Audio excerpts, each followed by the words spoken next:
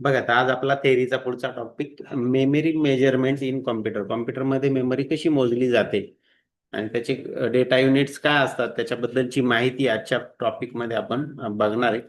बरेचसे प्रश्न या टॉपिकवर येत असतात. Computer represent and store data using hierarchically of unit. The fundamental unit is the bit and longer unit are built from it. But bit हे basic unit आपलं पहिलं unit आहे आणि त्याच्यावर आधारित मग बाकीचे युनिट्स तिथे तयार होतात. Bit smallest unit of data. सगळ्यात छोटं युनिट म्हणजे काय? Bit can be 0 or 1. आता कॉम्प्युटरला जो मेमरीमध्ये आपण जो डेटा टाईप करतो कॉम्प्युटरमध्ये, तो डेटा कॉम्प्युटरला जाताना ट्रान्सलेट होऊन जातो आणि तो ट्रान्सलेट होताना 0 आणि 1 मध्ये ट्रान्सलेट होतो. कशात होतो? 0-1 मध्ये. आणि सगळ्यात स्मॉलेस्ट युनिट म्हणजे बीट. मग बाईट पुढचं, बीटच्या पुढचं बाईट. जसं आपण बघा 1 रुपया, 2 रुपये, 5 रुपये, आपले जसं अमाऊंट मोजण्याचं जे युनिट आहे ते रुपया आहे, बरोबर आहे का नाही?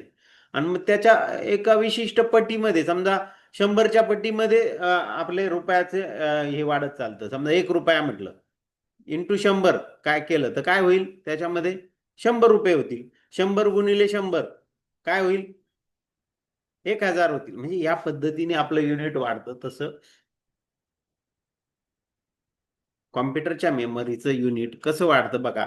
1 byte is equal to 8 bit. 8 बीटचा 1 बाईट बनतो.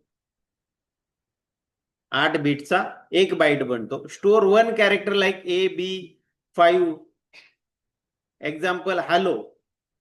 हॅलो मध्ये किती? 5 कॅरेक्टर. 5 कॅरेक्टर म्हणजे किती झाले? 5 बाईट झाले ते थोडक्यामध्ये. आता हे स्टोअर कसे, ते कॉम्प्युटरला ते बाईट्स मध्ये डेटा कसा दिला जातो हे पण आपल्याला पुढे बघायचंच आहे. आता एक एक्झाम्पल दिलंय बीटचं. 1010 मीन्स 4 बीट. 1010 म्हणजे काय? 4 बीट झाले. चला, what is bit? A bit short for binary digit. त्याचा शॉर्ट फॉर्म काय? बीटचा binary digit is a smallest unit of data in a computer. सगळ्यात छोटं युनिट. रुपयामध्ये सगळ्यात छोटं युनिट कोणतं आहे बरं?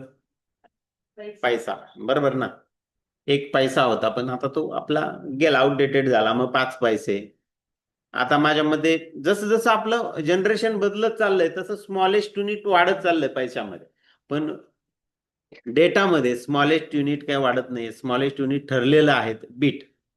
बरोबर. बीट मध्ये काय स्टोअर होतं? ओनली 2 व्हॅल्यूज, 0 आणि 1. Those represent on off, false true, low high, हे ते रिप्रेझेंट करत असतात. बरं. What is byte? A byte is a group of 8 bit. Byte काय? 8 बीटचा ग्रुप म्हणजेच काय? Byte. This is a standard unit use to represent data in memory and storage. Memory आणि स्टोरेज साठीचं एक स्टँडर्ड युनिट आहे बाईट. मग 8 bit is equal to 1 byte. मग तो 1 बाईट कसा तयार होतो? तर त्याचे 8 बीट इथं तयार झाले. बघा इथं दाखवले तुम्हाला एक्झाम्पल. 10101100. मग आता याचा अर्थ काय? बघा इथं खाली दिलंय बघा. 000. 8 झिरो मीन्स 0 आणि 8 1 मीन्स 255. म्हणजे 255 कसा स्टोअर होईल कॉम्प्युटरकडे? तर 8 वेळेस 1 या पद्धतीने तो स्टोअर होणार. बरं. याचं आपल्याला तसं घेणं देणं नाही. आपल्याला फक्त मेजरमेंट कशी होणार आहे ते बघायचंय. पण ती मेजरमेंट पण कशा पद्धतीने होते हे पण बघणं महत्वाचं असतं, बरोबर ना? Computer represent and store data using hierarchically of unit. The fundamental unit ते इथं बघितलं आपण. बघा, relationship between bit and byte. Relation unit 1 bit हे काय? Smallest data unit. 1 byte is equal to 1 byte म्हणजे काय? 8 बीट. बघा, कारण की याच्यावर बरेच प्रश्न तुम्हाला आलेले असतात. 1 bit is equal to dash dash dash किंवा dash dash dash is equal to 8 bit. असं पण येतं, उलट पालट केलं जातं. आता याच्या पुढचं बीटच्या पुढचं युनिट, बाईटच्या पुढचं युनिट आहे किलो बाईट. बघा पहिलं युनिट काय, बीट, जसं रुपया, बरोबर ना. नंतर मग काय 100, 1000, लॅक्स, असं आहे का नाही रुपयामध्ये युनिट्स. तसे याचं पहिलं युनिट काय बीट, त्यानंतर बाईट, त्यानंतर किलो बाईट, त्याला शॉर्टकट आहे केबी, त्यानंतर आहे MB, त्यानंतर आहे GB, आणि नंतर आहे TB. याच्या पुढे पण आहे, परंतु TB पर्यंत जनरली आपल्याला आपण मेजरमेंट करतो. TBच्या पुढचं काही जनरली गरज पडत नाही, कारण की TB म्हणजे खूपच मोठं झालं. मग हे कसं कॅल्क्युलेट होतं बघा. 1 byte is equal to 8 bit. किती? 1 byte is equal to 8 bit. आता 1 kilo byte is equal to 1024 kilo byte, 1024 bytes. 1024 bytes एकत्र आले का 1 किलो बाईट तो तयार होणार. आपण आपल्या रुपयामध्ये मोजमाप कसं आहे, 100 मध्ये 100 इंटू होतं, इथं 1024 एकत्र आल्यानंतर होतं, बरोबर. तसं 1024 किलो बाईट्स एकत्र आल्यावर नंतर 1 MB तयार होतो. काय होतो? 1 MB. लक्षात घ्या. 1024 MB एकत्र आले तर 1 GB तयार होतो, है का. मेमरी तुम्ही म्हणता का नाही, कॉम्प्युटरची मेमरी, मोबाईलची मेमरी.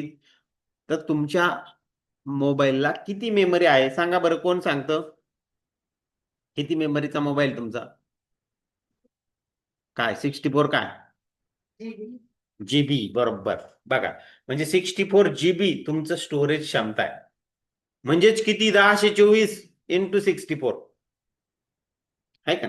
एवढी मोठी क्षमता आहे. त्याच्यानंतर मग 1 टेराबाईट. 1 टेराबाईट काय, 1024 MB is equal to 1 TB. हे सगळ्यात महत्वाचं आहे. हा चार्ट तुमच्यासाठी सगळ्यात महत्वाचा असणार आहे. हा चार्ट तुम्ही लिहून घेतला पाहिजे वहीमध्ये, आणि मग त्या हिशोबाने जे प्रश्न येतील याच्यावरच येणार आहे. किती बाईट इज इक्वल टू किती मेगाबाईट, किती किलोबाईट, हे सगळे प्रश्न या पद्धतीनेच येणार आहे, बरोबर. याचे क्वेश्चन पेपर मी तुम्हाला देणारच आहे. आणि तुम्हाला ऑनलाईन पेपर देतोय त्यामध्ये सुद्धा तुम्हाला हे प्रश्न रिपीट होत आहे, वेगवेगळ्या पद्धतीने येत आहे, बरोबर का नाही. त्याचा अर्थ तुम्ही समजून घेतला पाहिजेत. Example of bits and byte in real life. 1 character in text, letter A store as 1 byte. म्हणजे जनरली 1 कॅरेक्टर 1 बाईट असतं. एक कॅरेक्टर बनण्यासाठी 8 बीट लागतात. किती? 8 बीट. मग ते 8 बीट म्हणजे कसे 8 बीट लागतात तर बघू आपण. बघा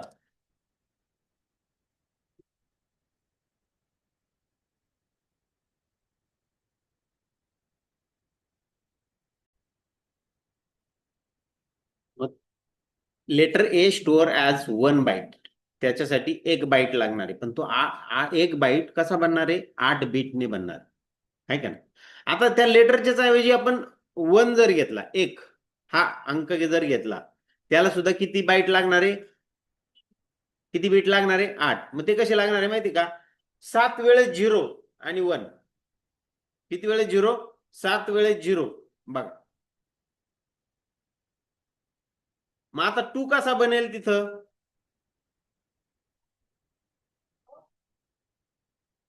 कारण की बीट जो आहे 0 आणि 1 मध्येच असतो फक्त. काय असतो? 0 आणि 1. 1 कॅरेक्टरचं झालं 8 वेळेस, 7 वेळेस 0 1. 2 बनवण्यासाठी 2 ज्यावेळेस एंटर केल्या जाईल त्यावेळेस त्याचे बीट कसे असतील, तर 6 झिरो असतील, 6 झिरो, आणि मग 1 झिरो म्हणजे 2.